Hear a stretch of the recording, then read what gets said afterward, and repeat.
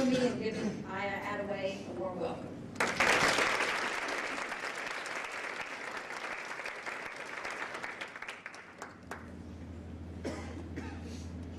I can't cook like Joyce.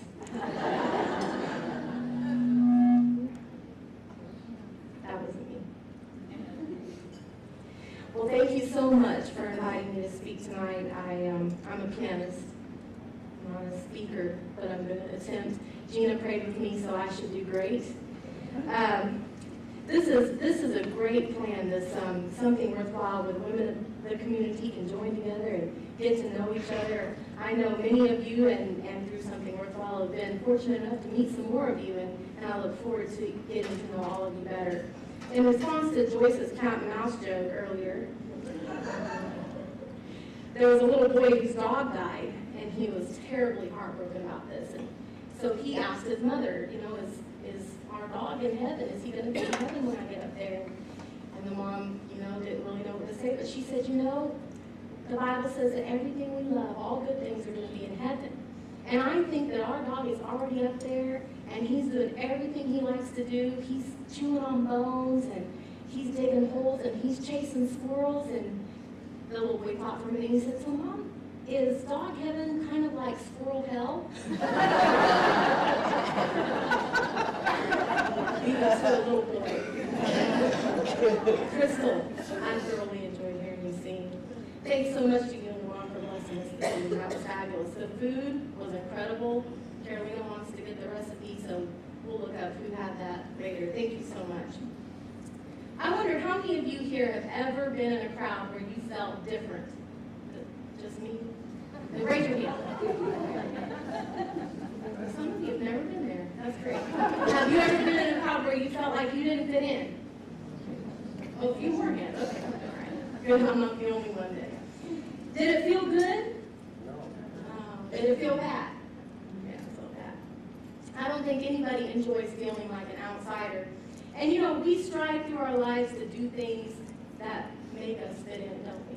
We do that. Before I get too deeply in my thoughts here, I'd like to say I'm thrilled to have my parents here. I say that they're my greatest heroes and they're my greatest fans. Now, I want to just say in advance, after I speak, my mom and dad, especially my dad, usually say, I didn't know that you did that. You did know, your age has probably enabled you to forget some of it, but I promise you knew all of this. I kept going through my notes, Mom, Dad, Mom, Dad. But truly, one of the greatest compliments that I've ever received is when one of my friends told me that she thought I was more like my mom than anyone that she had ever met. And that was a real compliment to me. Now, if you know my dad, you know that my honorary streak is all from him. And I only have about an 8 of what he has. But I like to tease him and tell him that I got all of my mom's good qualities and all of my dad's. And that's pretty much it. But really what you see, if there's any good in me today, it's a blessing from God. Every gift, every good and perfect gift comes from love, from the Father of lights, from the Lord of love. And it's a true reflection of the time and the examples that my parents have put into raising me. I'm going to read out of Psalms 139, 16, 17, 18, 15, 2. It says, my substance was not hid from thee when I was made in secret and curiously wrought in the lowest parts of the earth. Thine eyes did see my substance, yet being unperfect. And in thy book all my members were written, which in continuance were fashioned, when as yet there was none of them. It says, how precious also are thy thoughts unto me, O God, how great is the sum of them. If I should count them, they are more in number than the sand. And when I awake, I am still with thee. Have you ever been to the beach and just picked up one handful of sand and even thought about counting that? And that God's thoughts are greater of you, each one of you, and of me, greater than the count of the sand. If we could stand there and do all that. Well, I was born and raised in Okinawa, Japan. I was born to a Filipino Okinawan lady and an American serviceman. My mother passed away when I was an infant. My father was transferred to the U.S. But I really, truly remember being completely oblivious to this till I was about 5 years old. No clue at all, and I just thought this was the deal, I was the queen at my house, and that was all. But one day when I was playing outside with some friends, Japanese kids, well, they told me that I was just proud of myself because I had won the war. So as soon as I got a break and plan, I went in and I said, hey, Mom, did I win the war? And then she had no clue where I was coming from, and I explained her, so she tried to explain to me a little bit. And then a few days later, these same playmates that I had asked me, well, why don't you look like your mom and dad? Because we all look like our mom and dad, and you don't. I got to thinking about that, and I thought, well, okay. So I went and I said, hey, Mom, I just want to know something. How come all of those guys out there look like their mom and dad, and I don't really look like you and Dad? And so Mom, as she was weeping, told me this beautiful story about how she and Dad had adopted me and how they had loved me from the first second that they saw me. And you know, this is a great story, isn't it? It's a great story. It's really worth sharing. But I think you can kind of see where I begin to question where I fit in. Where did I belong in this little world and in my little life and in my little family? And I'm pretty certain that most of you here have probably gone through experiences that made you question who you are and where you fit in and why you are here. Well, I kind of started a life built on overachieving and striving to be above average and to be perfect in every aspect of my life. Does some of you know where I'm coming from? Any type A personalities here? Gina, raise your hand. Just me and Gina? Okay. But at a very young age, I was trying to find a way to fit in and to be accepted and loved. Now, let me ask you another question. How many of you love your name? Have you always loved it? No, I heard a bunch of no's. Have you ever wished you could change your name? Or you dreamed, you know, I think of Anne of Green Gables. She had this name that she had picked out for herself. And since she was stuck with Anne, it was Anne with an E, if you guys know anything about Anne of Green Gables. Well, I have a friend that changed her last name to match her hair. You know who I'm talking about? But then she turned around and changed her hair. Now her name doesn't match her hair. So we run into these problems in life. But I grew up, I disliked my name. My mom doesn't like this word, but I really disliked my name. They didn't pick my name. They were sweet and kind enough to let me keep the name that I was born. But at the time, I did not think that was sweet and kind. When we were out shopping, sometimes I'd wonder, well, you know how kids are, and she'd call her, Aiya, and I'd be like, oh, I look like who in the world has lost her name with everybody else that was looking around like that? I thought. And I'd say, Mom, please, every time, don't call my name out like that. If you have to holler at me, use my middle name, Maria, something half the normal, you know? I really dislike that name. And the people who actually could say it correctly, I'm not saying this, I already have this plan, Joyce. The people that actually could say my name correctly gave me quirky little nicknames, and kids made fun of it, and a little grandpa who couldn't say it right called me Onion. So here I was stuck with this name that didn't even fit in. I do like my name now because I don't have to guess if someone's calling Donna or Mary or, you know, Maria, that it's really me they're talking about. But I wonder why, and you wonder why, the circumstances surrounding our lives and why they are what they are. I really like the first two chapters of Rick Warren's book. How many of you read after Rick Warren? Isn't he awesome? But the first two chapters in his book talk about these kind of things. He says, you discover your identity and purpose through a relationship with Jesus Christ. God was thinking of you long before you ever thought about him. Your birth was no mistake or mishap, and your life is no fluke of nature. Your parents may not have planned you, but God did. He wasn't surprised. He wasn't surprised that you were born. God prescribed every single detail of your body, your race, the color of your skin, your hair, and I'm putting this in your name. And he custom made you just the way you are. We're no accident. He decided how we would be born, regardless of the circumstances of your birth or who your parents are. God had a plan in creating you. The DNA he chose was specific.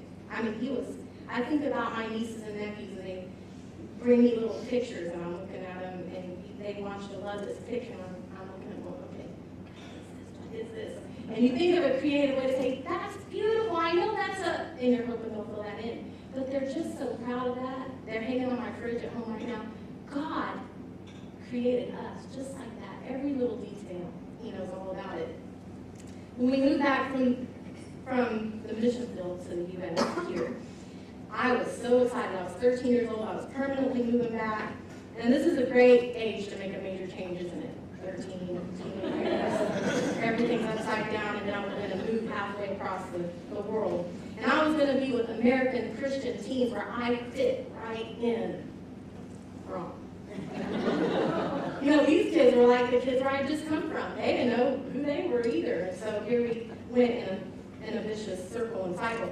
But moving through the tough times and the fun times of the teen years, I found myself in my 20s. And married, a most precious child, divorced, working sometimes 2 or 3 jobs and music gigs in between, working on a bachelor's degree.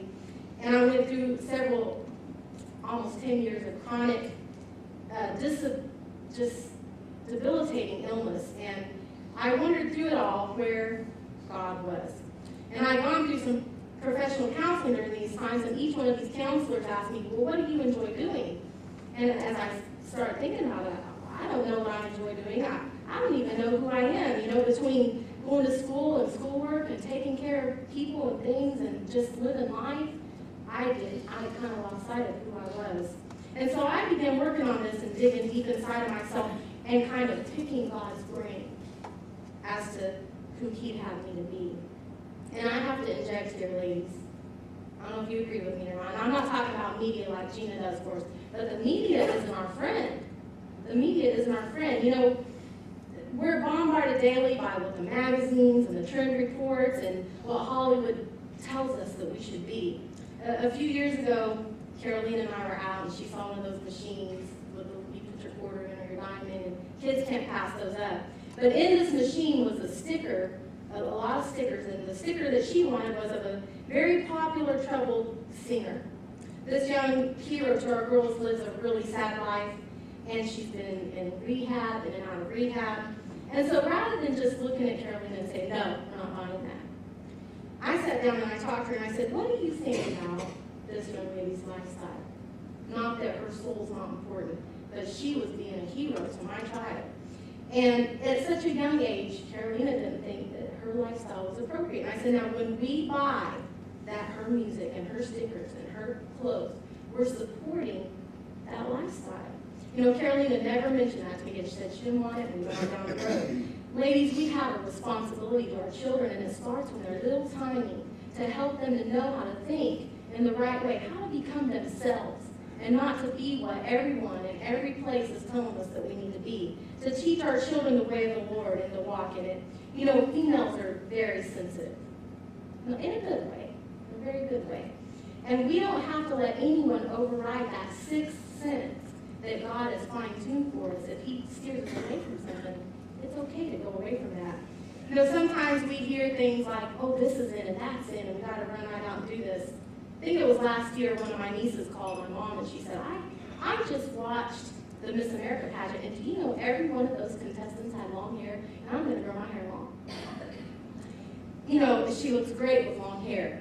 But the reason and the purpose behind it, you know, what was the reason behind her decision? So what I'm saying is, are we basing the things that we do and the way that we look and the things that we say and the things that we buy and who we are we basing them on what others are doing around us, or remembering what He, God, created in us individually and with our own thoughts and opinions and looks and styles? Our children are watching us. I'm amazed every day as I move through life who comes up to different people and they find out that someone's been watching them. You just have no clue who's watching you. And at the last church that I served in, Carolina and I were up on the platform, and the preacher was preaching away, and you know how preachers do. And he said, who is your hero? Who are you patterning your life after? Who do you want to be just like? And I leaned over to Carolina and I said, Carolina, who do you want to be just like? And she looked up at me with those big brown eyes, and she said, Mom, I want to be just like you. That should have made me feel good, but it kind of made me scared. It kind of startled me because, and I know that was a long time ago, but it's okay for me to reminisce a little, isn't it? I saw that she put on her Facebook the other day. This is quote, "My mom is my hero, and I want to be just like her when she grows up."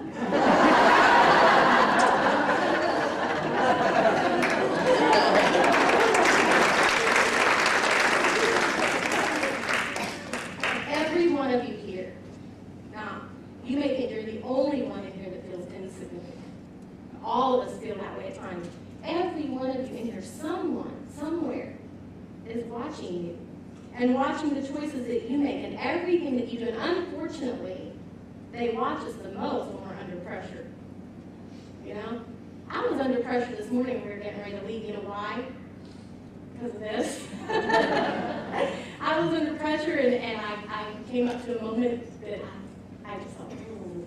I thought, nope, deep breath, walk away. Because that's when we're being watched, is when we're under pressure.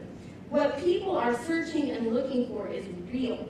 They're looking for what's real and what's genuine.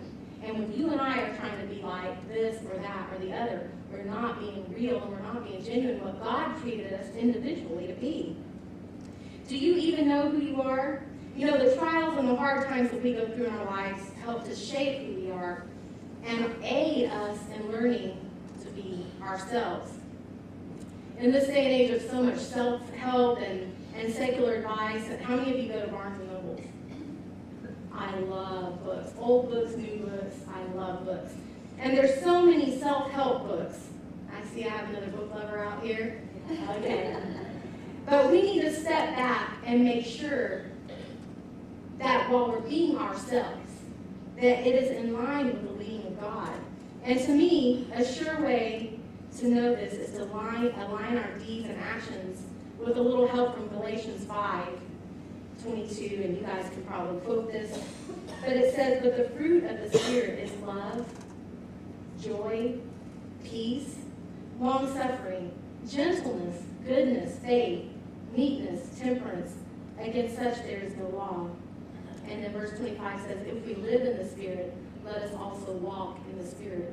And so in this job of trying to be ourselves and not be whatever's running along around us, let's align ourselves with this scripture passage in Galatians that talks about all the fruits that we need to be exhibiting. There's a poem in Rick Warren's book that I want to read to you. I'm sure many of you have read it already. This is a poem by Russell Kelfer. You are who you are for a reason. You're part of an intricate plan. You're a precious and perfect, unique design called God's special woman or man. You look like you look for a reason. Our God made no mistake. He knit you together within the womb. You're just what he wanted to make. The parents you had were the ones he chose. And no matter how you may feel, they were custom designed with God's plan in mind, and they bear the master seal. Know that trauma that you faced was not easy, and God wept that it hurt you so. But it was allowed to shape your heart so that into his likeness you grow. You are who you are for a reason. You've been formed by the master's rod. You are who you are, beloved, because there is a God. Do you remember the game Truth or Dare as a child? Does anybody play that? I'm not the only above 30 person here. Truth or Dare. I'm putting forth this dare to you tonight. In the next days and weeks and months and years of your life, be yourself. Be who God created you to be, and rest in confidence that he doesn't make any mistakes. And I challenge you, as the good times roll in and out and the hard times come, I would just challenge each one of you